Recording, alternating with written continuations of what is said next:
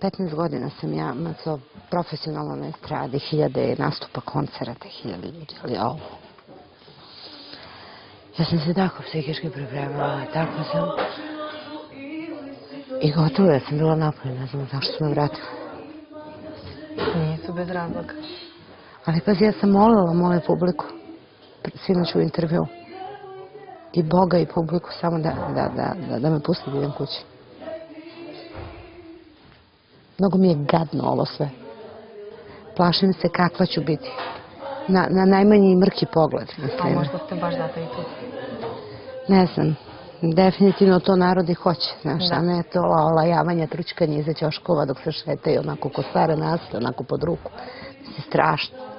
Znaš, mučno mi je od toga, svega mi je toga mučno. Shvataš?